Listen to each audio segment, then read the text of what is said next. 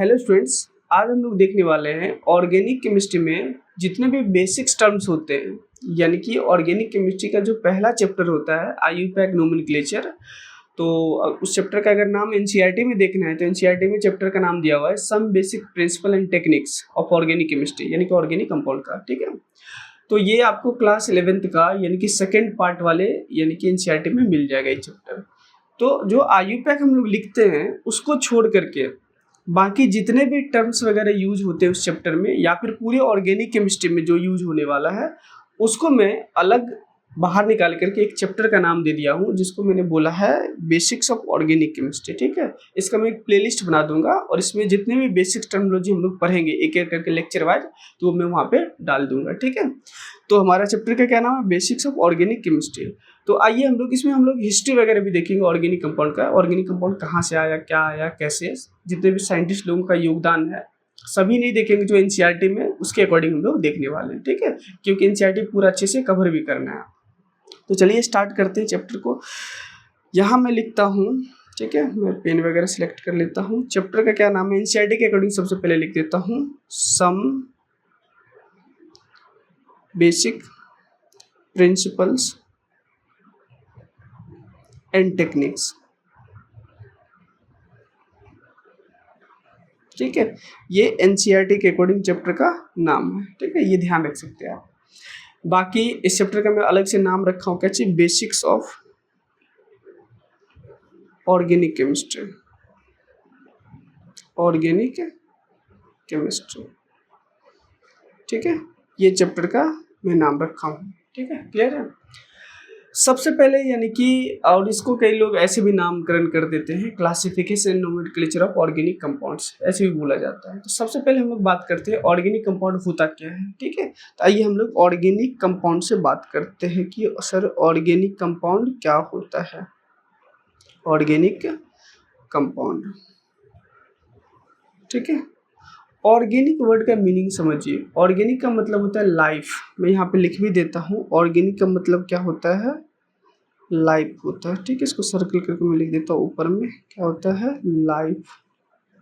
ठीक है, क्लियर है, बहुत अच्छी बात है।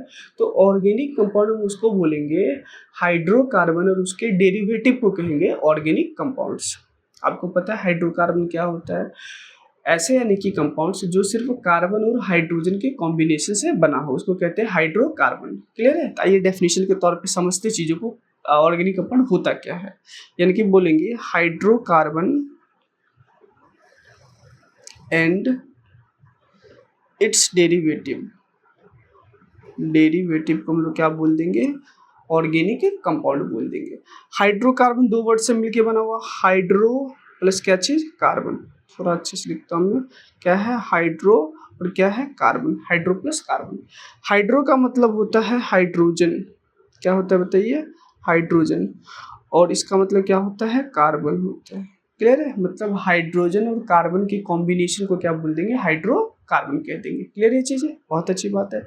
डेरिवेटिव क्या होता है अभी आपको एग्जाम्पल से क्लियर हो जाएगा। ठीक है, तो ऐसे आप कह सकते हो डेरिवेटिव के लिए कि हाइड्रोजन और कार्बन के अलावा जो होता है उसको क्या बोलते हैं, डेरिवेटिव कहते हैं। क्लियर है, आइए एक एग्जाम्पल से लेते हैं और एग्जाम्पल्स के थ्रू अच्छे से क्लियर करते हैं चीजों को। ठीक है, एग्जाम्पल के तौर पर मैंने यहाँ पे लिखा CH4। अच्छा, CH4 के बारे में आप लोग जानते हैं क्या होता है, मीथेन नाम होता है, मार्सी गैस भी कहते हैं, हिंदी में गोबर गैस भी कहते हैं। ठीक है, अब मीथेन को हम क्या ऐसे लिख सकते हैं, CH3H के तौर पर लिख सकते हैं, हाँ सर लिख सकते हैं। क्लियर है, मैं काम करता हूँ, इसको मैं यहाँ से हटाता हूँ और ऐसे ही पहले लिखता हूँ। मैंने लिखा यहाँ पे CH3H, ये क्या है, CH4 को ही मैंने ओपन करके लिखा है, एक हाइड्रोजन को बस ओपन करके लिखा है। ठीक है, इसको कहते हैं मीथेन, इसको क्या कहते हैं, मीथेन कहते हैं। क्लियर है, बहुत अच्छी बात है। मीथेन में कार्बन है और क्या है, हाइड्रोजन है। मतलब क्या, ये कार्बन और हाइड्रोजन के कॉम्बिनेशन से मिलके बना हुआ है। क्लियर है, जिसको क्या बोल देंगे हम लोग, हाइड्रोकार्बन। ठीक है, ये क्या है सर, हाइड्रोकार्बन है। क्लियर है, यहाँ पे हम इसको शॉर्ट फॉर्म में SC से रिप्रेजेंट करेंगे, H और C लिख देंगे, समझ में आ जाना चाहिए हाइड्रोकार्बन के बारे में बात हो रही है। ठीक है, अब एक मैं काम करता हूँ, क्या करता हूँ, यहाँ से एक H को हटा देता हूँ। कौन सा H को, इस H को, मैंने इस H को क्या कर दिया, हटा दिया। क्लियर है। तो क्या होगा, इस H को हटाने के बाद सर H तो चला गया, अब जो बना है क्या बना, CH3 एक फ्री बॉन्ड के जैसा दिख रहा है। कैसा, आइए हम इसी कलर में देखते हैं, CH3 और ऐसा, ये जो है ये वाला बॉन्ड, ठीक है, आप लोग को दिख रहा होगा, ये वाला बॉन्ड जो है उसको हम लोग कहते हैं फ्री बॉन्ड। कौन सा बॉन्ड कहते हैं, फ्री बॉन्ड, ठीक है, या उसी को हम लोग कहते हैं रेडिकल। अच्छा सर, फ्री बॉन्ड क्यों कहते हैं, क्योंकि ये किसी से भी बॉन्डिंग नहीं किया है और ये फ्री है, किसी से भी बॉन्ड कर सकता है, कोई भी फंक्शनल ग्रुप वगैरह से, ठीक है, वो भी हम लोग देखेंगे आगे। क्लियर है। ये क्या हो गया, CH3 रेडिकल, इसको क्या बोलेंगे, CH3 रेडिकल, यानी कि CH3 को रेडिकल के फॉर्म रहता है तो हम लोग कहते हैं मिथाइल। क्या कहते हैं, मिथाइल। तो मैं यहाँ पे लिख दूँ, तो ये क्या है, मिथाइल। ये क्या बन गया, हाइड्रोकार्बन से ही बना है और रेडिकल बना है, जिसको हम लोग बोलेंगे हाइड्रोकार्बन। हाइड्रोकार्बन क्या चीज़ है, रेडिकल बोल देंगे, ठीक है। अच्छा, शॉर्ट फॉर्म इसको लिखेंगे HCr लिख देंगे, ठीक है, आगे से ऐसे ही रिप्रेजेंट करेंगे, समझ में आ रहा है। चलिए, अब जो ये रेडिकल बन गया, यहाँ मैं क्या करता हूँ, कोई भी फंक्शनल ग्रुप को ऐड कर देता हूँ। जैसे ही फंक्शनल ग्रुप ऐड करेंगे तो क्या बन जाएगा, हाइड्रोकार्बन डेरिवेटिव। कैसे, आइए कुछ ऐड करते हैं, जैसे मान लीजिए मैंने यहाँ पे ऐड कर दिया OH। OH क्या होता है, हाइड्रोक्सी ग्रुप, जिसको एल्कोहल कहते हैं। हाइड्रोक्सी प्रीफिक्स भी यूज करते हैं, एल्कोहल सफिक्स भी यूज करते हैं, कब, जब IUPAC हम लोग दिखेंगे। क्लियर है। तो क्या बन जाएगा, CH3 क्या बन गया, OH बन गया। इसको हम लोग कहते हैं methanol. Destructive distillation of would say क्या होता है, प्राप्त होता है। क्या चीज, मिथेनॉल, जहरीला होता है, अगर आप इसके कांटेक्ट में आते हो तो आपके आंख का रोशनी वगैरह जा सकता है। क्लियर है। इसका नाम क्या होता है, मिथेनॉल। अच्छा सर, मिथेनॉल तो नाम पता चल गया, क्या ये किससे बना हुआ है, कार्बन और हाइड्रोजन के कॉम्बिनेशन से तो बना हुआ है, बट इसके अलावा भी एटम है। क्या क्या एटम है, ऑक्सीजन है, समझ में आ रहा है ना। इसको हम लोग बोलेंगे हाइड्रोकार्बन। हाइड्रोकार्बन क्या चीज, डेरिवेटिव, डी कैपिटल है तो डेरिवेटिव। क्लियर है। इसको शॉर्ट फॉर्म में HCD से रिप्रेजेंट करेंगे, हाइड्रोकार्बन डेरिवेटिव। क्लियर है। अब एक बात बताइए, मैंने यहाँ पे आपको कुछ देर पहले बोला ऑर्गेनिक कंपाउंड किसको बोलेंगे, हाइड्रोकार्बन और उसके डेरिवेटिव को बोलेंगे। अच्छा, ये तो सर हाइड्रोकार्बन है, हाँ सर, और ये क्या, हाइड्रोकार्बन डेरिवेटिव, मतलब इसी दोनों के कॉम्बिनेशन को क्या बोल देंगे बताइए, ऑर्गेनिक कंपाउंड बोल देंगे। क्या बोल देंगे, ऑर्गेनिक कंपाउंड कह देंगे। आई थिंक आपको समझ में आ गया होगा कि ऑर्गेनिक कंपाउंड किसको कहते हैं। क्लियर है। अब इसी चीज को जनरल टर्म में कैसे लिखा आपको बुक्स वगैरह में मिलेगा, आइए उसको देख लेते हैं। ठीक है, देखिए कैसे लिखा मिलेगा, जैसे RH लिखा है, ठीक है, RH क्या होता है, अल्केन है। क्या है ये, अल्केन। ठीक है, तो मैं नाम नहीं लिखता हूँ, डायरेक्ट बोल देता हूँ ये क्या, अल्केन, आपको समझ में आ जाना चाहिए। ये क्या है, एक प्रकार का, R का मतलब होता है कार्बन। अच्छा, थोड़ा R का कॉन्सेप्ट समझा देता हूँ, एक सेकंड मुझे, मैं थोड़ा इसको इधर करता हूँ, आइए समझिए। ये R ऐसा लिखा मिलेगा, इसको बोलते हैं अल्काइल रेडिकल कहते हैं। ठीक है, यानी कि अल्काइल ग्रुप कहते हैं। कौन सा ग्रुप कहते हैं बताइए, अल्काइल ग्रुप। क्लियर है। अब समझिए, अल्काइल दो वर्ड से मिलकर बना है, अल्क प्लस क्या चीज, आइल। अल्क का मतलब होता है नंबर ऑफ कार्बन। क्या होता है बताइए, नंबर ऑफ क्या चीज, कार्बन। ठीक है, और आइल जो होता है ये क्या होता है, सफिक्स होता है। क्या होता है, सफिक्स, ये ध्यान रखिएगा, सफिक्स जो बाद में लगता है किसी भी नाम के बाद में। समझ में आ रहा है ना। नंबर ऑफ कार्बन जैसे आपने पढ़ रखा होगा, IUPAC का थोड़ा सा आइडिया होगा, नहीं आइडिया है तो जान लीजिए, सिंपल सी बात है। कार्बन एक रहेगा तो मिथ यूज करते हैं, ठीक है, और एक कार्बन रहेगा, मिथ बोलेंगे और साथ में क्या लगा देंगे, आइल, तो क्या बन जाएगा, मिथ प्लस आइल क्या बन गया, मिथाइल। क्या हो जाएगा बताइए, मिथाइल। क्लियर है।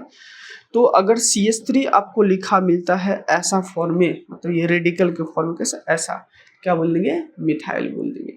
अगर मान लीजिए ऐसा मिल गया, CH2 CH3 के फॉर्म में मिल गया, मतलब C2H5, इसको कंबाइन फॉर्म कैसे लिखेंगे, C2 2 और 3 5, तो C2H5 भी लिख सकते हैं। क्या बोलेंगे, इसको बोलिए इथाइल। दो कार्बन के लिए इथ, तो इथ प्लस आइल, क्या बोल देंगे, इथाइल।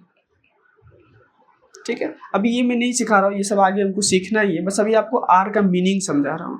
तो आपके माइंड में ये चलना चाहिए, R जैसे ही आए, आपके माइंड में ये चलना चाहिए कि सर R का मतलब नंबर ऑफ कार्बन। क्लियर है, ऐसे रिलेट कर देना आप, कार्बन होगा वहां पे। ठीक है, तो ये आपको आई थिंक समझ में आ गया होगा। इसको मैं साइड कर देता हूँ। ठीक है, यहाँ पे साइड में बॉक्स में बना के समझा दिया आपको R क्या होता है। आइए फिर से यहीं पे आते हैं, RH है, R मतलब कार्बन और H है, कार्बन और हाइड्रोजन मतलब क्या हो गया, हाइड्रोकार्बन हो गया, तो ये क्या हो गया, HC। HC का मतलब हाइड्रोकार्बन। अब यहाँ से मैं क्या किया, एक H को हटा दिया तो क्या बन गया, R रेडिकल बन गया। समझ में, इसको क्या बोलेंगे, अल्काइल, इनसे ग्रुप बोलेंगे, अल्काइल ग्रुप बोलेंगे। मतलब क्या, हाइड्रोकार्बन ये क्या बन गया बताइए, रेडिकल बन गया। क्या बन गया, रेडिकल। अब यहाँ पे कोई भी फंक्शनल ग्रुप ऐड कर सकते हैं, एनी फंक्शनल ग्रुप ऐड कर सकते हैं, जिसमें फंक्शनल ग्रुप जेड से रिप्रेजेंट किया, बस समझने के लिए, ठीक है। ऐसा कोई रिप्रेजेंटेशन ऑफिशियल नहीं होता है, बस समझने के लिए मैं बता रहा हूँ, जेड, ठीक है। क्या बन गया, आर जेड बन गया। क्लियर है, आर जेड क्या बना, हाइड्रोकार्बन डेरिवेटिव। क्या बन गया ये, हाइड्रोकार्बन क्या चीज, डेरिवेटिव बन गया। अब समझिए ध्यान से, आपको यही तो अभी बताया गया था ना सर, हाइड्रोकार्बन उसके डेरिवेटिव को क्या बोलते हैं, ऑर्गेनिक कंपाउंड बोलते हैं। तो बुक्स वगैरह में ऐसे रिप्रेजेंटेशन क्या था, जनरल टर्म में, ठीक है। मैंने आपको वाइड एक्सप्लेनेशन के तौर पे कुछ एग्जांपल लेकर के समझा दिया कैसे होता है ऑर्गेनिक कंपाउंड का फॉर्मेशन। क्लियर है, हाइड्रोकार्बन और उसके डेरिवेटिव्स। डन, ये चीजें समझ में आ गया। अब हम लोग बात कर लेते हैं थोड़ा सा हिस्ट्री ऑफ ऑर्गेनिक कंपाउंड्स, यानी कि ऑर्गेनिक कंपाउंड का क्या हिस्ट्री है, ठीक है। तो आइए उस टॉपिक को हम लोग समझते हैं। मैंने यहाँ पर लिखा हिस्ट्री ऑफ ऑर्गेनिक कंपाउंड्स, ठीक है। समझना है ध्यानपूर्वक, क्या होता है हिस्ट्री, क्या था हिस्ट्री, ठीक है। देखिए एक्चुअल में ये 18th सेंचुरी की बात है। कब की बात है, मैं यहाँ पे लिख देता हूँ 18th सेंचुरी, ठीक है। 18th सेंचुरी की बात है। एक्चुअली हुआ क्या था कि 18th सेंचुरी में केमिस्ट लोग, साइंटिस्ट लोगों ने, यानी कि साइंस में दो ब्रांचेस के अकॉर्डिंग समझाया किसको, केमिस्ट्री को, ठीक है। एक ब्रांच बताया ऑर्गेनिक केमिस्ट्री का, दूसरा बताया क्या चीज, इनऑर्गेनिक केमिस्ट्री का। तो ऑर्गेनिक केमिस्ट्री के बारे में ये बताया गया कि जो लिविंग ऑर्गेनिज्म से हमें मिलता है उसको क्या बोलते हैं, ऑर्गेनिक कंपाउंड। उसको किसमें रखा गया, ऑर्गेनिक केमिस्ट्री में। और जो नॉन लिविंग थिंग से हमें मिलता है, एक्सट्रैक्ट होता है, वो क्या होता है हमारा इनऑर्गेनिक कंपाउंड, जिसको इनऑर्गेनिक केमिस्ट्री में रखा गया था, ठीक है। ये दो वाइड क्लासिफिकेशन था उस वक्त 18th सेंचुरी का। यानी कि हम लोग यहाँ पे दो चीज लिखेंगे, एक तो क्या चीज, तो ये ऑर्गेनिक कंपाउंड के बारे में, क्या होता है ऑर्गेनिक कंपाउंड, कैसे मिलता था, हिस्ट्री, पुरानी बातें ये सब, ठीक है। आज उतना ज़्यादा ये वैलिड नहीं है, समझ, आज बहुत सारा एक्सप्लेनेशन आ चुका है। अगला क्या है बताइए, इनऑर्गेनिक कंपाउंड,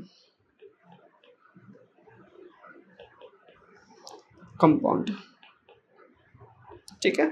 अच्छा, ऑर्गेनिक कंपाउंड किसको बोलेंगे, जो एक्सट्रैक्ट होता है लिविंग ऑर्गेनिज्म से, यानी कि extract from living organism, living नाम में लिख देता हूँ ऑर्गेनिज्म, ठीक है। ऑर्गेनिज्म से क्या होता है, एक्सट्रैक्ट होता है।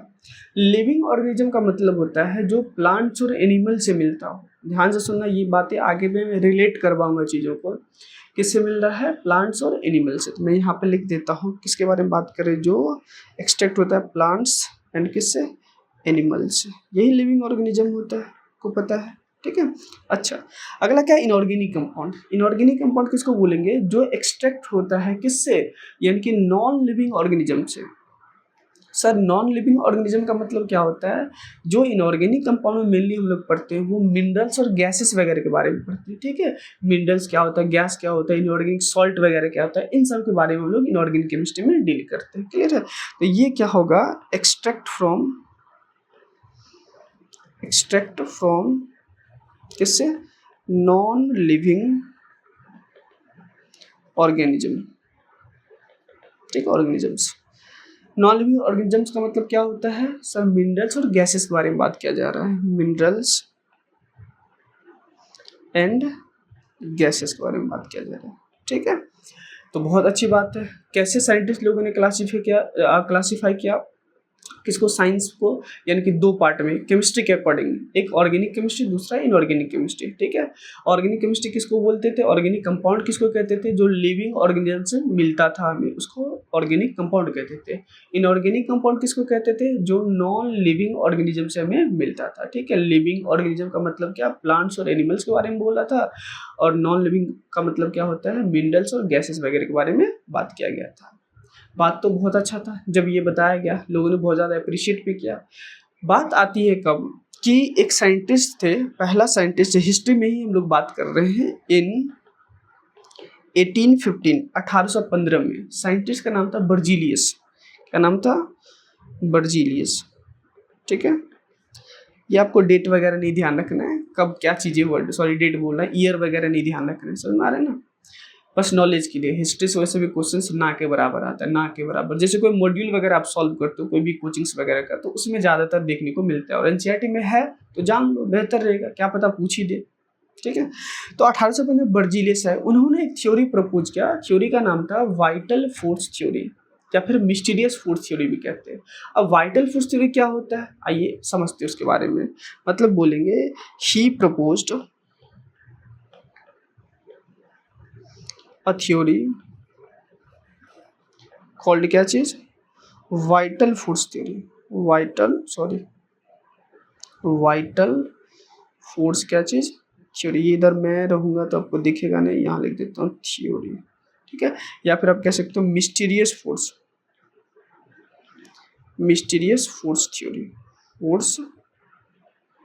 थ्योरी, ठीक है। इधर शायद आपको ना दिखे, मे बी मैं इधर साइड में मेरा पिक्चर आ रहा होगा, ठीक है। तो मैं बोल देता हूँ, मैंने क्या यहाँ पे बोला है कि ही प्रपोज्ड अ थ्योरी कॉल्ड क्या चाहिए, वाइटल फोर्स थ्योरी, या फिर उसी को क्या बोल सकते हैं, मिस्टीरियस फोर्स थ्योरी, ठीक है। आप स्पेलिंग लिख लेना, ठीक है, मैं ओरली बोल रहा हूँ। अब क्या होता है ये समझते हैं वाइटल फोर्स थ्योरी। उन्होंने ये बोला कि लिविंग ऑर्गेनिज्म से जो चीज़ें हमें मिलता है उसको हम लोग ऑर्गेनिक कंपाउंड कहते हैं, ठीक है, क्लियर है। तो जो ऑर्गेनिक चीज़ें हमें मिलता है, ऑर्गेनिक कंपाउंड जो हमें मिलता है, तो उसके पीछे एक रहस्यमयी फोर्स है, मिस्टीरियस फोर्स है, जो उन्होंने ये बताया कि ये कुदरत का देन है, ये नेचर का देन है, जो चीज़ें हमें मिल रहा है। सर ये उतना अच्छे से समझ में नहीं आया, मैं आपको समझाता हूँ, देखो कैसे। मान लो आपने एक प्लांट लिया, ठीक है, उस प्लांट को आपने कहीं पे रोप दिया, ठीक है, और आपने उसको छोड़ दिया, लंबे समय तक छोड़ दिया, टेंशन मत लो, छोड़ दो बस। आप खुद सोचो 4-5 साल बाद वो क्या हो जाएगा, कुछ समय बाद क्या हो जाएगा, वो पेड़ बन जाएगा, ऑब्वियसली ट्री बन जाएगा, पेड़ बन के वो फल भी देना स्टार्ट कर देगा, हाँ सर देना स्टार्ट कर। क्या आपने उसको कुछ किया था, आपने जब उसको लगा करके छोड़ दिया था, आपने कुछ किया ही नहीं उसको। एक्चुअली हुआ क्या कि नेचर में आपको पता है सनलाइट भी मौजूद है, वर्षा भी होता है, यानी कि रेन भी हो रहा है। अगर सब चीज़ें हो रहा है तो प्लांट को जो जो चीज़ें नीड है वो ऑलरेडी नेचर से मिल रहा है। अगर मिल रहा है तो क्या बन गया, पेड़ बन गया, और पेड़ बनने के बाद क्या हुआ, फल देना स्टार्ट कर गया। मतलब आपने एक प्लांट लगाया और आपने फल भी प्राप्त किया कुछ समय बाद। क्या उसके दौरान आपने उसके साथ कुछ किया, नहीं किया। तो कहने का मतलब प्लांट से जो पेड़ बना है एक मिस्ट्री है, रहस्य है, कुदरत का देन है, समझ में। आपने कुछ नहीं किया, वो नेचर में खुद ही आपको चीज़ें मिला है, समझ में आए। तो उनका मीनिंग ये था कहने का, जब ये हिस्ट्री में दिया गया था, हिस्ट्री के बारे में हम लोग बात कर रहे हैं, ठीक है। तो ये क्या था हमारा vital force theory, vitalism force theory जिसको बोला था, एक हिस्ट्री है ऑर्गेनिक कंपाउंड मिलने के कारण। बट ये चीज़ें इलॉजिकल आज के अकॉर्डिंग है, क्योंकि उस वक्त जब बोला गया था चलो ठीक है, लोगों को कुछ ना कुछ पता चला। क्योंकि देखो आप खुद पता है कि जड़ी बूटी के द्वारा पहले इलाज किया जाता था आयुर्वेदा से, आज भी किया जाता है। पहले ज़्यादा मतलब इंग्लिश दवाई कम था ना, मतलब जो भी था पहले ज़्यादा यूज किया जाता था जड़ी बूटी का। अब ज़्यादा जड़ी बूटी का जो यूज किया जाता था तो वो भी तो एक प्रकार का ऑर्गेनिक कंपाउंड है, ऑर्गेनिक केमिस्ट्री से रिलेट कर रहा है ना, लेकिन लोगों को नहीं पता था।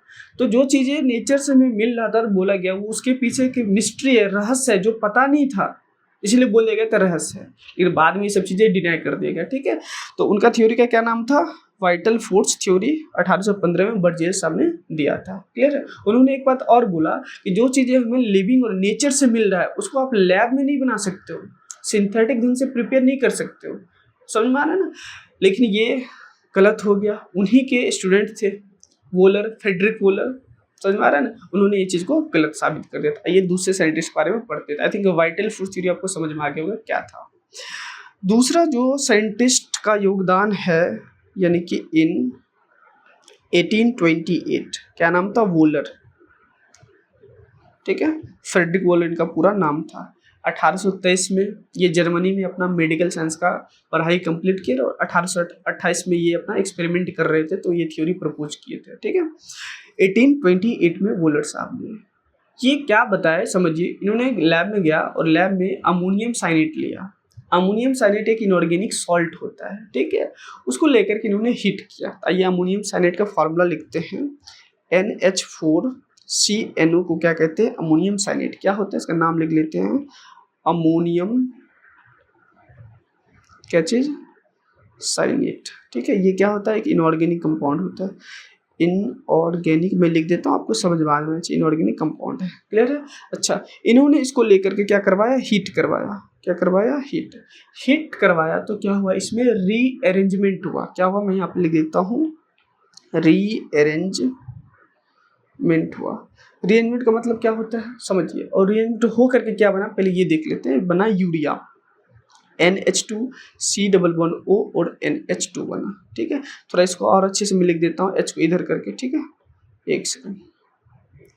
क्या बना, H2NC++O और NH2। क्लियर है, इसको कहते हैं यूरिया। और यूरिया क्या होता है, एक ऑर्गेनिक कंपाउंड होता है। क्या होता है, ऑर्गेनिक कंपाउंड होता है। अब समझना है ध्यान से, यहाँ पे यूरिया तो बन गया, हुआ क्या था, रीअरेंजमेंट। इसका मीनिंग क्या हुआ सर, समझाइए। देखो इधर ध्यान से समझना है, एक नाइट्रोजन है, एक और नाइट्रोजन है, टोटल कितने नाइट्रोजन, 2। इधर भी कितने नाइट्रोजन है, 2 नाइट्रोजन है। ध्यानपूर्वक समझना है अच्छे से। इधर 4 हाइड्रोजन, इधर भी कितना है, 2 4 हाइड्रोजन है। क्लियर है, इधर एक कार्बन, इधर भी एक कार्बन, इधर एक ऑक्सीजन, इधर भी एक ऑक्सीजन। मतलब अमोनियम साइनेट में जितने एटम है उतना ही एटम किधर है, यानी कि यूरिया में भी है। क्या नंबर ऑफ एटम बदला, नहीं बदला, एटम उतना ही है, बस एटम का कनेक्टिविटी चेंज हो गया। इसका मीनिंग क्या हुआ सर, कनेक्टिविटी चेंज होने का। सर कनेक्टिविटी चेंज होने का मतलब आप ये कह सकते हो आइसोमेराइजेशन जैसा हो रहा है, आइसोमेराइजेशन हो गया। मतलब एटम का कनेक्टिविटी बदलने से कंपाउंड भी क्या हो गया, बदल गया। समझ में आ रहा है ना। तो इसलिए बोला गया यहाँ पे क्या होता है, हीट करने पे रीअरेंजमेंट हो गया, किसमें, अमोनियम साइनेट। क्लियर है। आइए अमोनियम साइनेट का थोड़ा सा स्ट्रक्चर देख लेते हैं, कैसा होता है अमोनियम साइनेट। देखिए NH4 क्या होता है, प्लस चार्ज होता है अमोनियम पे, आपको पता है। लास्ट में यम NH4 पे प्लस चार्ज होता है, बहुत अच्छी बात। साइनेट कैसे होता है, O नेगेटिव C ट्रिपल क्या होता है, N होता है, इसको बोलते हैं अमोनियम साइनेट। यहाँ पे ऑक्सीजन और प्लस, ऑक्सीजन पे नेगेटिव चार्ज है और अमोनियम पे क्या प्लस चार्ज, के बीच में क्या होता है, आयनिक अट्रैक्शन होता है। क्लियर है, आयनिक बॉन्ड कह सकते हो। ये किसका स्ट्रक्चर है, अमोनियम साइनेट का स्ट्रक्चर है, ध्यान रख सकते हैं। ऑक्सीजन ये लिखा हुआ है कि बच्चे इसको कुछ और समझ, ये ऑक्सीजन है। ठीक है, मैं मिटा के चीज लिख देता हूँ, थोड़ा मेरा राइटिंग कर भी है तो थोड़ा सा लग रहा होगा। ठीक है, तो अमोनियम साइनेट का ये स्ट्रक्चर है। ये चीज़ आपको क्लियर हो गया होगा। अब यहाँ पे क्वेश्चन ये आता है, सर इनऑर्गेनिक कंपाउंड तो पता चल गया, यानी कि ये सॉल्ट था, इनऑर्गेनिक सॉल्ट था, बट आपको कैसे पता चला, यानी कि हमें नहीं, मतलब साइंटिस्ट को कैसे पता चला कि यानी कि यूरिया एक ऑर्गेनिक कंपाउंड है। तो ध्यानपूर्वक समझना है। देखिए अर्लियर डेज में यूरिया एक फर्टिलाइजर होता है, आप सभी को पता है। और फर्टिलाइजर होता है तो यूरिया अर्लियर डेज में कलेक्ट किया जाता था, आइसोलेट किया जाता था यूरिन से। यूरिन आपको पता है कहाँ से मिलता है, इंसानों के द्वारा, लिविंग ऑर्गेनिज्म से मिलता है। और लिविंग ऑर्गेनिज्म से जो चीज़ें मिलता है तो उसको क्या बोलते थे, ऑर्गेनिक कंपाउंड। आई थिंक आपको समझ में आया होगा। क्लियर है। यूरिया क्या होता है, एक फर्टिलाइजर होता है। ठीक है, और फर्टिलाइजर होता है तो उसको आइसोलेट कहाँ से किया जाता था, यूरिन से। किससे, यूरिन। और यूरिन कहाँ से प्राप्त होता है, इंसानों के द्वारा, एनिमल्स के द्वारा, यानी कि कह सकते हैं लिविंग ऑर्गेनिज्म से मिलता है। प्लांट्स के द्वारा नहीं कहेंगे, समझ में आ रहा है ना, एनिमल्स के द्वारा। क्लियर है, तो लिविंग ऑर्गेनिज्म के द्वारा मिलता है यूरिन। तो इसलिए बोला गया कि यूरिया क्या होता है, एक ऑर्गेनिक कंपाउंड होता है। डन, ये चीजें समझ में आ गया। मतलब इनऑर्गेनिक से, सॉरी मैं ये ले लेता हूँ, इनऑर्गेनिक कंपाउंड से क्या बन गया, ऑर्गेनिक कंपाउंड बन गया। समझ में आ गया बहुत अच्छे से कि 1827 में वोलर साहब ने क्या, और वोलर कौन थे, वॉज द स्टूडेंट ऑफ किसका, बर्जिलियस। मैं यहाँ पे लिख देता हूँ, was the student of Berzelius. Berzelius आपके कौन थे, स्टूडेंट थे। क्लियर है, ये चीज समझ में आ गया। तो ये जो साइंटिस्ट का योगदान है ये आपको ध्यान रखना पड़ेगा। तो मैं यहाँ पे नोट बना के पॉइंट यहाँ पे एक चीज लिखता हूँ, नोट, क्या चीज, कि first organic compound, first organic compound क्या चीज, सिंथेसाइज्ड इन लैब। क्या बोलेंगे, फर्स्ट ऑर्गेनिक कंपाउंड सिंथेसाइज्ड इन किसमें, लैब में। क्या था बताइए, नाम, यूरिया। क्या था, यूरिया। यूरिया का फार्मूला क्या होता है, NH2CO NH2। याद कैसे करेंगे, बहुत ही पॉपुलर ट्रिक है, बता देता हूँ यहाँ पे। नाच दो, ऐसे इसको ऐसे लिख लेता हूँ समझाने के लिए, थोड़ा सा आपको कंफ्यूजन लग रहा होगा। यूरिया में यहाँ पे लिख देता हूँ NH2C++O NH2। ठीक है, जो इससे पहले लिखा था, अभी जो मिटाया था आपको। ठीक है, चलिए इस फॉर्मेट आपको याद अच्छे से हो जाएगा। NH का मतलब नाच, यहाँ मैं दूसरा पेन से दिखाता हूँ। NH का मतलब नाच दो, CO नाच दो। ठीक है, ऐसे रिलेट करना है, एक बार मैं इससे दिखा देता हूँ हाईलाइटर से। नाच दो, CO नाच दो, ऐसे ट्रिक होता है। ठीक है, याद रख लेना इसको, किसका, यूरिया का। क्लियर है। तो ये हमारा दूसरा साइंटिस्ट था जिन्होंने ये योगदान दिया था। उसके बाद तो ऑर्गेनिक कंपाउंड का एकदम लाइन लग गया, बहुत सारे साइंटिस्ट ने बहुत अच्छा योगदान दिया। 2 साइंटिस्ट के बारे में और हम लोग पढ़ेंगे जो एनसीईआरटी में दे रखा है, ठीक है, उसको आपको ध्यान भी रखना है। ये दूसरा हो गया। ये तीसरे वाले पे आते मूव करते हैं, थर्ड वाले साइंटिस्ट पे। थर्ड इन 1845 साइंटिस्ट का नाम था कॉल्वे। कॉल्वे के बारे में आप लोग जानते होंगे, समझ में आ रहा है। 11th वाले बच्चे नहीं जानते होंगे, ठीक है, जो टारगेट वगैरह को वो जानते होंगे। आगे हम लोग क्लास 12 में कॉल्वे इलेक्ट्रोलाइसिस वगैरह भी पढ़ेंगे, ठीक है। तो साइंटिस्ट का क्या नाम था? कॉल्वे। कॉल्वे साहब ने एसिटिक एसिड का फॉर्मेशन किया। एसिटिक एसिड किससे किया? उन्हीं के जो एलिमेंट्स है जैसे कार्बन, हाइड्रोजन, ऑक्सीजन, उन्हीं को मिला करके एक यानी कि नया ऑर्गेनिक कंपाउंड बना जिसका नाम था एसिटिक एसिड। यानी कि he synthesized acetic acid from its क्या चीज? एलिमेंट। कैसे? आइए समझते हैं। एसिटिक एसिड क्या होता है बताइए? एसिडिक में लिख दिया। एसिटिक क्या चीज? एसिड। ये होता है sir CH3 C double bond O और OH, ठीक है। एसिटिक एसिड एक्चुअल में कॉमन नेमिंग होता है, आपको पता होगा। एक कार्बन के लिए हम लोग कॉमन नेमिंग यूज करते हैं फॉर्म, 2 के लिए एसिड, 3 के लिए प्रोपियोन, 4 के लिए ब्यूटाइल, 5 के लिए वेलर, 6 के लिए कैप्रो यूज करते हैं, ठीक है। 6 तक यूज नहीं होगा आपको, तो ये आगे हम लोग देखेंगे ये सब चीजें। अभी बस आपको ध्यान रख लेना है। जैसे 2 कार्बन होते हैं एसिड यूज करते हैं, ठीक है। जो 2 कार्बन के लिए एसिटल्डिहाइड, जैसे हो सकता है अल्डिहाइड ग्रुप लगा हुआ है, एसिड वाला तो एसिटिक एसिड, ठीक है। तो एसिटिक एसिड हो गया। इसको रिप्रेजेंट कैसे करते हैं ये आगे आपको ध्यान रखना है बहुत अच्छे से। ACOH से करते हैं। ACOH ये रिप्रेजेंटेशन होता है, ठीक है, किसका? एसिटिक एसिड का। ऐसे लिख देगा, समझ आना। एसिटिक एसिड के बारे में बात किया जा रहा है, क्लियर है। अब एसिटिक एसिड आपको समझ में, ये विनेगर से मिलता है, आपको पता होगा, ठीक है। एसिटिक एसिड तो कैसे बना है? उसी के एलिमेंट से समझिए ध्यान से। यहाँ पे कार्बन था, हाइड्रोजन था, और क्या था? यहाँ पे कार्बन, ऑक्सीजन और हाइड्रोजन। ओवरऑल क्या है? कार्बन, हाइड्रोजन, ऑक्सीजन, 3 ही एलिमेंट्स है। ओवरऑल क्या है? कार्बन, हाइड्रोजन और ऑक्सीजन। इन्हीं तीनों के कॉम्बिनेशन से क्या बना? एक नया ऑर्गेनिक कंपाउंड प्रिपेयर किया जिसका क्या नाम था? एसिटिक एसिड नाम था। किन्होंने ये बताया? कॉल्वे साहब, सर कॉल्वे। क्लियर है, ध्यान देगा ये चीजें। अगला साइंटिस्ट के बारे में और एनसीईआरटी में दिया, उसके बारे में भी बात कर लेते हैं। नेक्स्ट जो हमारा है 4th में, इन 1856 में, 1856 में साइंटिस्ट का नाम था बर्थलॉट, ठीक है। प्रोनाउंसिएशन देख लेना, बर्थलॉट कहते हैं, ठीक है। इन्होंने मीथेन का फॉर्मेशन किया, यानी कि सिंथेसाइज्ड क्या चीज? मीथेन। मीथेन क्या होता है? CH4 होता है, ठीक है। तो ये मीथेन का फॉर्मेशन किया। तो ये हिस्ट्री ऑफ ऑर्गेनिक कंपाउंड था जिसको आपको ध्यान रख लेना है, क्लियर है। एक बार देख लेना है, ठीक है। माइंड में ओवरव्यू होना चाहिए कैसे चीजें होती है। आपको समझ में आ गया होगा कि कैसे ऑर्गेनिक कंपाउंड का फॉर्मेशन हुआ। ये हमारा क्या था? हिस्ट्री था। इधर वाला जो हमने पार्ट देखा, ये वाला हाइड्रोकार्बन वाला पार्ट, ये वाला पार्ट, ये वाला पूरा, ये क्या था? हमारा मॉडर्न डेफिनेशन के अकॉर्डिंग बताया गया, ठीक है। मैंने मॉडर्न से लेकर के थोड़ा बीच में हिस्ट्री भी डाल दिया। अब हम लोग अगले टॉपिक को मूव करेंगे, क्लियर। पहले हिस्ट्री पढ़ाने लगता है तो शायद आपको बोर फील होता है, इसलिए मैंने पहले हिस्ट्री नहीं पढ़ा है, क्लियर है। तो ये हमारा तरीका था। आई थिंक आपको समझ में आ रहा है ऑर्गेनिक कंपाउंड कहाँ से आया, कैसे बन रहा है, कैसे चल रहा है, क्लियर है। अगला टॉपिक हम लोग लेते हैं। ये चीज़ आपको समझ में आ गया बर्थलॉट के बारे में, क्लियर है। अब हम लोग देखेंगे यहाँ पे अगला टॉपिक जिसका नाम था क्या चीज़? Functional group. बहुत ही बेहतरीन टॉपिक है फंक्शनल ग्रुप। फंक्शनल ग्रुप क्या होता है आइए समझते हैं। सबसे पहले इसका डेफिनेशन लिखेंगे कि कोई भी एटम या फिर ग्रुप जो रिस्पॉन्सिबल होता है किसी भी ऑर्गेनिक कंपाउंड के केमिकल रिएक्शन होने के लिए, क्लियर है। आइए डेफिनेशन के फॉर्म में लिखते हैं। एनी एटम या फिर क्या चाहिए? Group which is responsible for chemical reaction of organic compounds। Organic क्या चीज? कंपाउंड्स।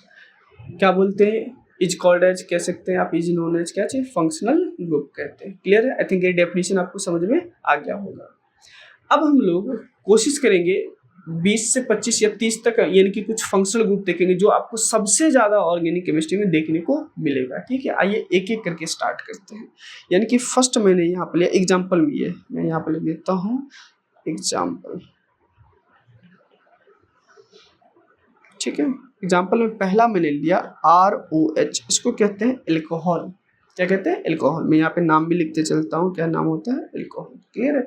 R कैसा होना चाहिए? sp3 का मतलब होता है हाइब्रिडाइजेशन, और हाइब्रिडाइजेशन वगैरह आप लोग देखोगे आगे पढ़ाऊंगा, इसी टॉपिक में पढ़ाऊंगा, बेसिक्स ऑफ इनऑर्गेनिक केमिस्ट्री वाले यानी कि चैप्टर जो मैंने बना दिया है उसी में पढ़ाऊंगा। क्लियर है?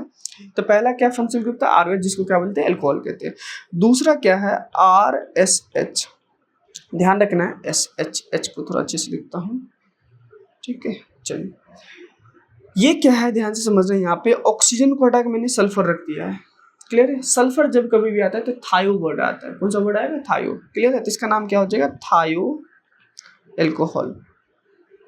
ठीक है, क्लियर है? अच्छा, अगले वाले फंक्शन दूसरा हो गया। तीसरा ऐसा लिखा मिलेगा ROR या फिर R- भी लिखा मिल सकता है।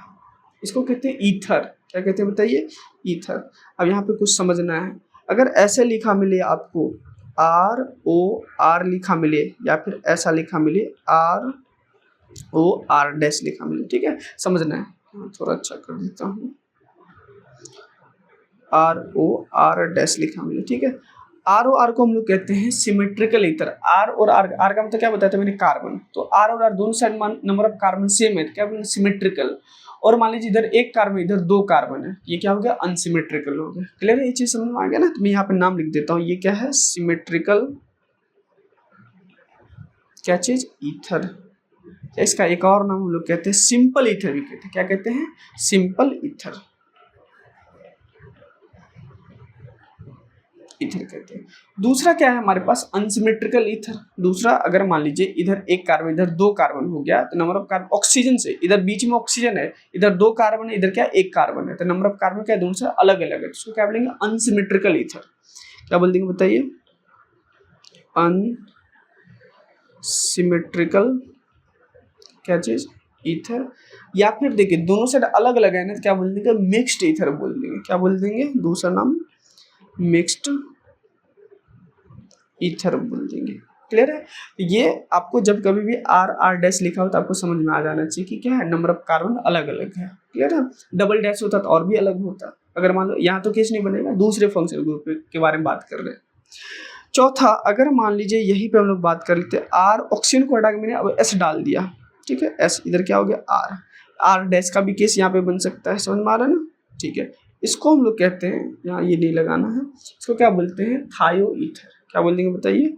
थायो ईथर। अभी बताया था सल्फर आएगा क्या आएगा? थायो आएगा वर्ड। ठीक है, बहुत अच्छी बात है। पांचवा, अब यहाँ मैंने ऐसे करके सेपरेट करके नहीं बताया। अगर R समझ में आ जाए, R का मतलब दोनों साइड RR रहेगा तो क्या बोलेंगे? सिमेट्रिकल। एक साइड R है तो दूसरे साइड R- आ गया तो क्या बोलेंगे? अनसिमेट्रिकल बोलेंगे। क्लियर है? अच्छा, फिफ्थ में हम लोग बात कर लेते हैं, हमारा ईथर हो गया। अब हम लोग बात करें अल्डिहाइड के बारे में बात कर लेते हैं। जैसे मान लीजिए RC डबल बॉन्ड O और यहाँ पे H है। ठीक है, इधर भी आप H ले सकते हो। क्लियर है? इसको कहते हैं एल्डिहाइड।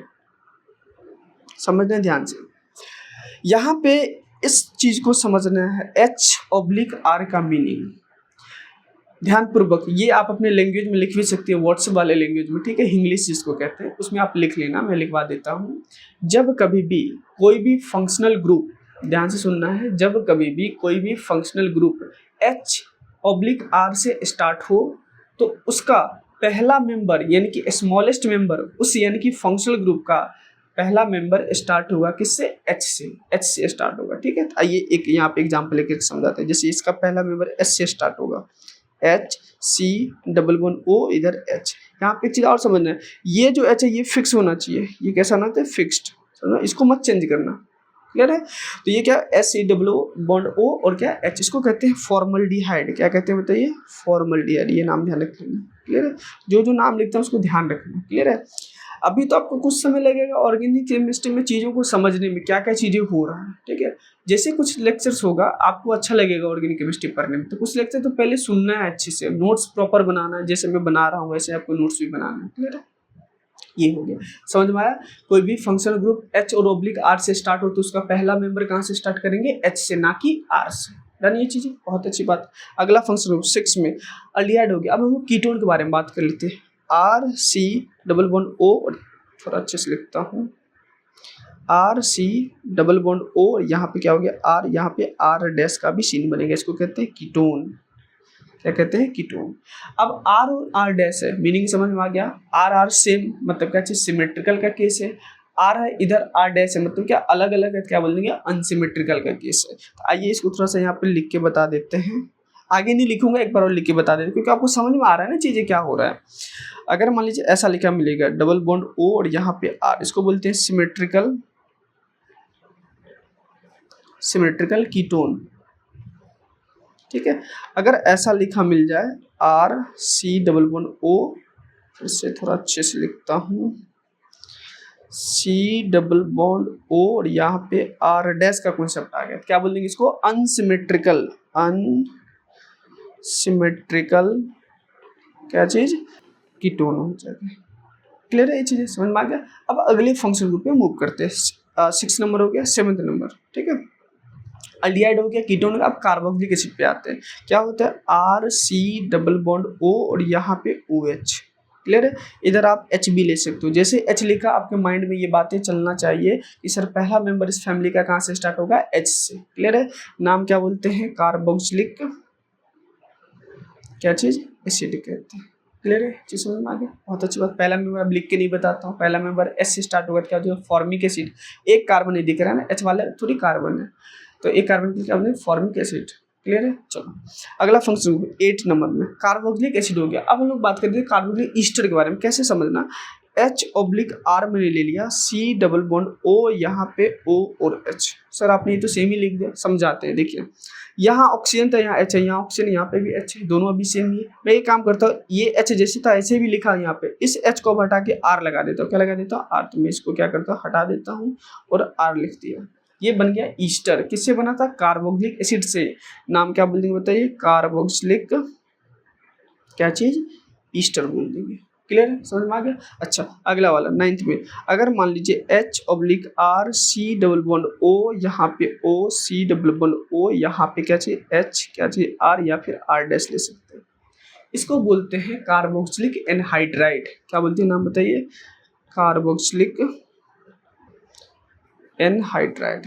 आपको मिलनी ये ध्यान रखना, इतना वाले पार्ट ध्यान रखना, कितना पार्ट, ये पार्ट, ये पार्ट ध्यान रखना है। क्लियर है। अच्छा ये बनता कैसे समझाते हैं, एनहाइड्राइड का मतलब सूखा फॉर्म। 2 मोल्स कार्बोक्सिलिक एसिड ले लीजिए, दोनों मोल्स को कंबाइन करवाने के बाद 1 मोल्स पानी बाहर निकाल दो, तो क्या पानी बाहर निकल गया, पानी बाहर निकले क्या बचा, सूखा फॉर्म बचा। उसी सूखा फॉर्म को क्या बोलते हैं, एनहाइड्राइड। और क्या था, कार्बोक्सिलिक आपने एसिड लिया था तो नाम क्या हो जाएगा, कार्बोक्सिलिक एनहाइड्राइड। क्लियर है, तो ये इसका मैकेनिज्म वगैरह होता है, आगे क्लास 12 ऊपर हो गया, बस अभी जान लो इतना, ठीक है। क्लियर है, क्योंकि अभी सब कुछ बताने लगेंगे तो फिर बेसिक्स का लॉजिक नहीं बनता। क्लियर है। 9th नंबर में अगला बात करते हैं हम लोग। अगर मान लीजिए ऐसा लिखा मिलेगा R C triple bond N, इसको बोलते हैं हम लोग साइनाइड। क्या कहते हैं बताइए, साइनाइड। ठीक है, अच्छा इसका एक और नाम होता है आईयूपैक में, क्या बोलते हैं, नाइट्राइल कहते हैं। क्या कहते हैं, नाइट्राइल। क्लियर है। अच्छा अगर 11 में बात करते हैं R N double bond C, और यहाँ पे क्या होता है कोऑर्डिनेट बॉन्ड। कोऑर्डिनेट बॉन्ड किसको कहते हैं, एरो से जो रिप्रेजेंट होता है उसको कोऑर्डिनेट बॉन्ड कहते हैं। ठीक है, एक के पास वैकेंट ऑर्बिटल होना चाहिए, दूसरे के पास लोन पेयर या फिर नेगेटिव चार्ज होना चाहिए, ताकि क्या करे, डोनेट करे। और डोनेशन से जो बॉन्ड मिलता है उसको क्या बोलते हैं, कोऑर्डिनेट या फिर डेटिव बॉन्ड कहते हैं। क्लियर है, बस इतना भी ध्यान रख लो। इसको बोलते हैं आइसोसाइनेट। क्या बोलते हैं बताइए, आइसोसाइनेट। आईयूपैक में इसका क्या नाम होता है, नाइट्राइल कहते हैं। क्या कहते हैं बताइए, नाइट्राइल। ठीक है, नाइट्राइल सॉरी, तो इसको साइनेट वाले को इसको बोलते हैं आइसोनाइट्राइल। आइसोनाइट्राइल कहते हैं। क्लियर है, जी समझ में आ गया, बहुत अच्छी बात है। 12 नंबर में हम लोग बात करते हैं RSO3H, इसको बोलते हैं सल्फोनिक एसिड। क्या बोलते हैं बताइए, सल्फोनिक क्या चीज, एसिड कहते हैं। डन ये चीज़, बहुत अच्छी बात है। अगला 13 नंबर में लेते हैं R C double bond O, यहाँ पे एक्स ले लिया, ये अच्छे से लिखा है कि नहीं है, देख लेते हैं। R C double bond O और यहाँ पे एक्स, इसको कहते हैं एसिड हेलाइड। यहाँ पे आर है तो यहाँ पे एच भी आप ले सकते हो। क्लियर है, इसको बोलते हैं एसिड हेलाइड। एक्स को क्या बोलते हैं, हेलाइड। समझ में आ रहा है ना, एक्स एक्चुअल में हेलोजन को रिप्रेजेंट करता है। हेलोजन फैमिली होता है, पीरियोडिक टेबल में आप देख लेना। ठीक है, फ्लोरीन, क्लोरीन, ब्रोमीन, आयोडीन, एस्टेटिन वगैरह होता है। ठीक है, ये होता है halogen family, group 17। P block में, ठीक है। चलो एसिड हेलाइड हो गया, बहुत अच्छी बात है, थोड़ा इसको अच्छे से मैं ऐसे अरेंज कर दिया, एसिड हेलाइड। चलिए अगला 14th नंबर, अगर ऐसा लिखा मिल जाए RX, इसको डायरेक्ट बोल देंगे हेलाइड, क्या बोल देंगे बताइए, हेलाइड, क्लियर। अच्छा ऐसा लिखा मिल जाए 15 में, H/R लिखा है, C डबल बॉन्ड O और यहाँ पे NH2 लिखा है, इसको बोलते हैं अमाइड, क्या बोलते हैं, अमाइड, फंक्शनल ग्रुप है, ठीक है। अच्छा यहाँ पे एक चीज़ और समझना है, जब NH2 लिखा आपको मिले, अमाइड में आप डिग्री डिफाइन कर सकते हो, क्या डिफाइन कर सकते हो, डिग्री, जैसे क्या क्या हो सकता है, 1 डिग्री हो सकता है, ठीक है, 2 डिग्री हो सकता है, 3 डिग्री हो सकता है, ठीक है, ये 3 अभी आपको ध्यान रखना है, ठीक है। 4 डिग्री कार्बन के लिए डिफाइन होता है बस। 1 डिग्री को हम लोग प्राइमरी कहते हैं, ऐसे रिप्रेजेंट करेंगे, PS लिख देंगे, प्राइमरी, क्लियर है। इसको बोलते हैं सेकेंडरी, शॉर्ट फॉर्म में लिख दिया, समझ में आ रहा है। इसको बोलते हैं टर्शियरी, शॉर्ट फॉर्म में लिख दिया, 4 रहेगा तो क्वाटरनरी बोलते हैं। तो चलो ठीक है, ये प्राइमरी कैसे डिसाइड करेंगे, नाइट्रोजन के केस में स्पेशली अभी से ही सीख लेना है, नाइट्रोजन डायरेक्टली कितने कार्बन से कनेक्ट है वही उसका क्या हो जाएगा, डिग्री हो जाएगा, ध्यान से समझना है। ये नाइट्रोजन था, ये डायरेक्टली एक कार्बन से कनेक्टेड, क्या हो जाएगा, 1 डिग्री, 1 डिग्री को किससे रिप्रेजेंट करेंगे, प्राइमरी, पी से, तो पी अमाइड बोल देंगे, क्या बोल देंगे, पी अमाइड, पी अमाइड का मतलब प्राइमरी अमाइड बोल देंगे, क्लियर है। तो हमारा यहाँ पे मैंने लिख दिया प्राइमरी अमाइड, क्लियर है। और एक ट्रिक के अकॉर्डिंग भी देख सकते हो, कैसे, अगर आपको NH2 दिख जाए तो डायरेक्ट बोल देना प्राइमरी अमाइड, अगर NH दिख जाए तो क्या बोल देंगे, सेकेंडरी अमाइड, और अगर N दिख जाए तो क्या बोलेंगे, टर्शियरी अमाइड, समझ में। अमाइड के केस में, अमाइन में भी सेम ही केस चलेगा, अभी अमाइन का भी फंक्शन को हम लोग लेंगे, क्लियर है। तो ये क्या होगा 15th नंबर वाला, ठीक है। चलिए अगले वाले को मूव करते हैं, कलर ले लेते हैं, 15, 16। अभी हम लोग ने प्राइमरी अमाइड देखा, अब हम लोग देखेंगे सेकेंडरी अमाइड, क्या हो जाएगा, H/R C double bond O और यहाँ पे NH और यहाँ पे क्या हो गया, R हो गया। अब बताइए इसका नाम क्या हो जाएगा, सेकेंडरी अमाइड, क्या बोल देंगे बताइए, सेकेंडरी अमाइड बोल देंगे, ठीक है। कैसे, आइए समझते हैं। ये नाइट्रोजन डायरेक्टली 2 कार्बन से कनेक्ट है, इधर और इधर, R का मतलब कार्बन, अभी कुछ देर पहले समझाया था, ठीक है, R का मतलब कार्बन से रिलेट करना, या फिर डायरेक्ट बोल दो NH2 तो 1 डिग्री, NH दिखाना है यहाँ पे तो क्या बोल देंगे 2 डिग्री, तो ये क्या हो गया, सेकेंडरी अमाइड हो गया। नाम अच्छे से समझना है, एकदम लॉजिक के अकॉर्डिंग, ऐसे नहीं रटना नहीं है, ठीक है। 16 हो गया, 17 में बात कर लेते हैं, कौन सा 2 डिग्री हो गया। अब हम लोग 3 डिग्री के बारे में बात कर लेते हैं, क्या हो जाएगा, H/R C double bond O N, यहाँ पे क्या हो गया, R और यहाँ पे क्या हो गया, R हो गया। ये क्या हो गया बताइए, टर्शियरी क्या चीज, अमाइड हो गया। अब समझना है ध्यान से, यहाँ नाइट्रोजन डायरेक्टली कितने कार्बन से कनेक्ट है, 3 कार्बन से, इसलिए क्या बोलते हैं इसको टर्शियरी, क्लियर है।